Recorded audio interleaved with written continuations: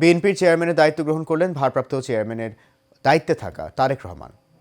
শুক্রবার রাতে দলের স্থায়ী কমিটির বৈঠক শেষে এই কথা জানানো হয়। বিএনপির চেয়ারপারসন খালেদা জিয়ার মৃত্যুর 10 দিনের মাথায় বিএনপির সর্বোচ্চ নীতি নির্ধারণী ফোরাম তারেক রহমানকে দলের সর্বোচ্চ পদে দায়িত্ব দেওয়া হয়। বৈঠকে তারেক রহমানের উত্তরাঞ্চল সফর বাতিলেরও সিদ্ধান্ত নেওয়া হয়েছে। কাউসার আহমেদের রিপোর্টে দেখুন বিস্তারিত।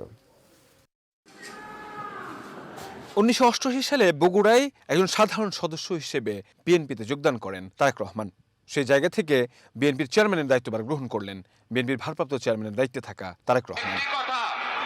আমাদের যার যতটুকু অবস্থান আছে সেখান থেকে আসুন, আমরা আমাদের দেশটাকে নতুন করে গড়ে তোলার চেষ্টা করি। শুক্রবার রাতে দলের স্থায়ী কমিটির বৈঠকে সর্বসম্মতিক্রমে সিদ্ধান্ত নেওয়া হয়। সভায় দলের গঠনতন্ত্র অনুযায়ী তারেক রহমানকে চেয়ারম্যানের দায়িত্ব দেওয়া হয়।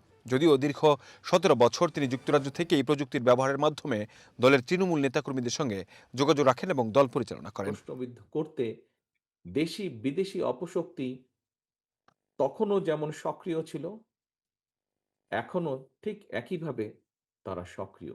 জাতীয় রাজনীতিতে তার প্রভাব দৃশ্যমান হতে শুরু করে 2001 সালের জাতীয় নির্বাচনের পর। এরপর তারেক রহমান 2002 সালে দলের জ্যেষ্ঠ যুগ্ম মহাসচিব মনোনীত হন। এরপর 2009 সালে দলের 5ম জাতীয় সম্মেলনে তিনি সিনিয়র ভাইস চেয়ারম্যান নির্বাচিত হন।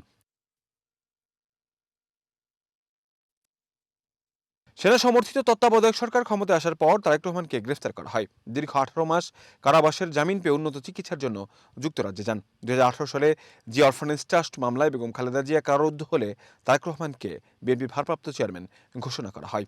রং চেহারা হয়তো পাল্টেছে। দীর্ঘ 17 বছর পর তারেক রহমান গত 25 ডিসেম্বর দেশে ফেরেন।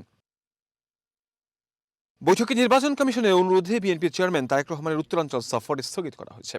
দলটি বলছে, আসন্ন জাতীয় সংসদ নির্বাচনকে প্রশ্নবিদ্ধ বানচাল করার লক্ষ্যে একটি মহল পরিকল্পিতভাবে চক্রান্ত করছে। কাউসার আহমেদ, এশিয়ান টেলিভিশন, ঢাকা।